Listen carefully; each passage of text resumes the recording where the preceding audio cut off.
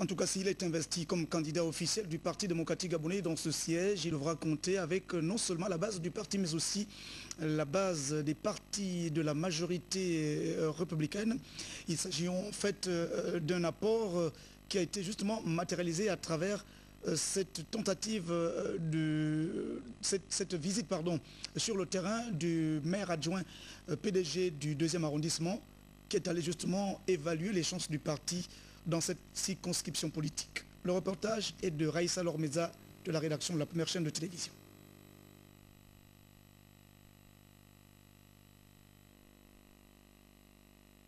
Arrondissements sont véritablement inscrits dans l'échange avec les populations de sa circonscription. Pour cette énième rencontre qui a drainé son monde, l'occasion a été donnée au secrétaire d'arrondissement de confirmer la bonne santé du parti, prêt pour les échéances à venir.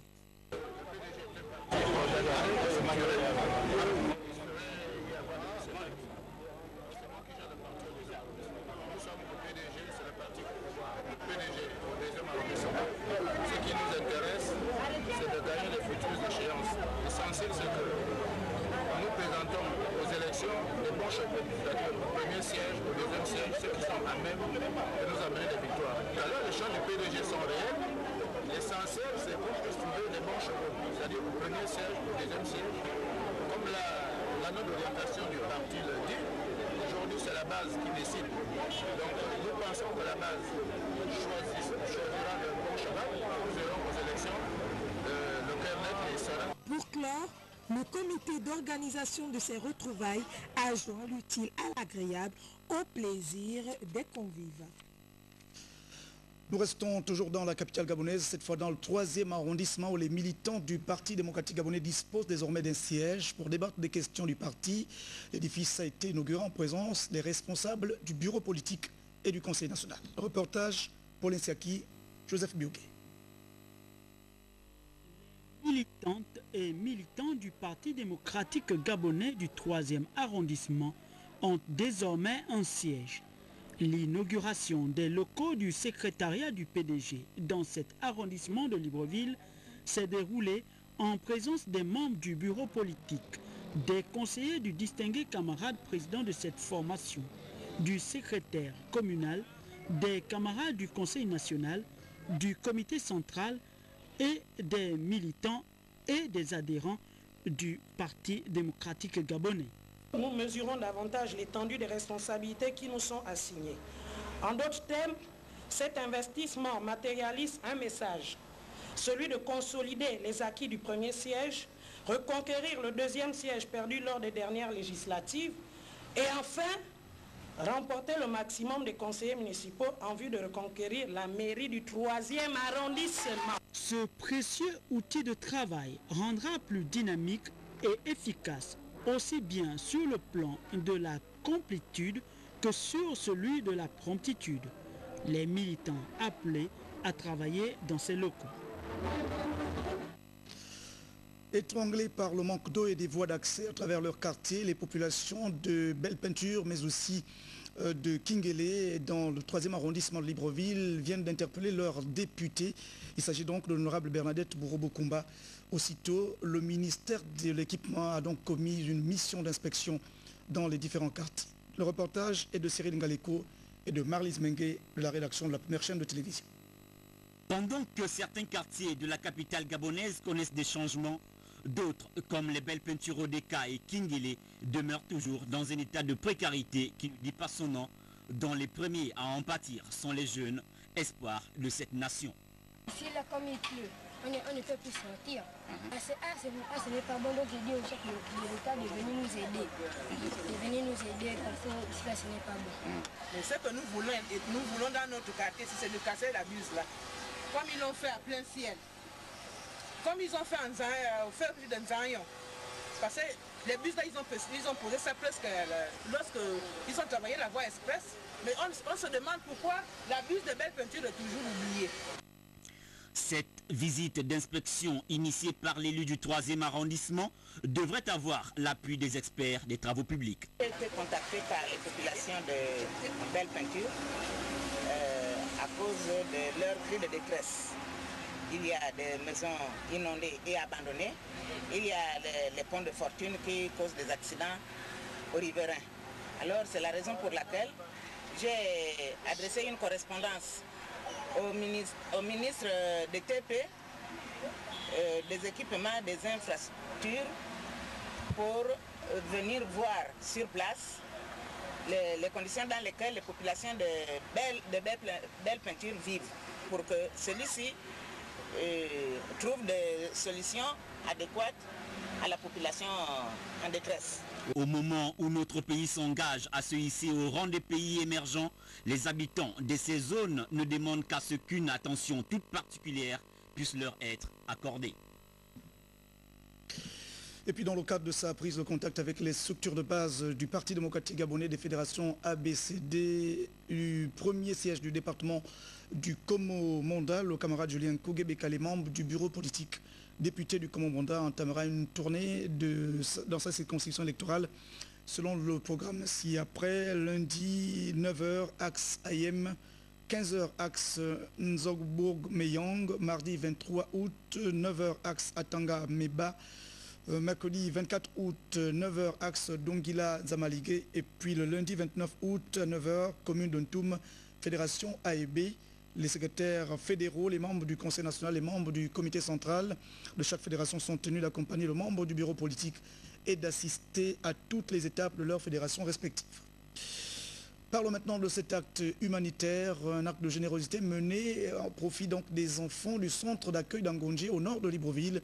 C'est une œuvre réalisée par le Lions Club Doyen Kokoti. Marie-Jo Moussavou Mounzegou et Yvette Okosa de notre rédaction. Ce sont des moments d'intense émotion que les enfants du centre d'Angonji viennent de partager avec les membres du Lions Club Libreville Doyen Kokoti. L'équipe du camarade Olivier Ndi, le président de cette structure, vient de matérialiser en acte les promesses tenues lors de sa prise de fonction. Pour nous, une manière de les accompagner dans leur divertissement. C'est pourquoi nous avons choisi un baby-foot et on leur a offert 50 ballons pour qu'ils puissent s'amuser, parce qu'ils ont vraiment de l'espace pour qu'ils puissent s'amuser et se divertir durant la période de vacances. Au cours de cette cérémonie, on pouvait noter la présence de Madame Chavio, première femme gouverneure du Lions Club International, qui dans son adresse s'est réjouie de l'acte posé en promettant d'œuvrer davantage pour l'épanouissement des enfants.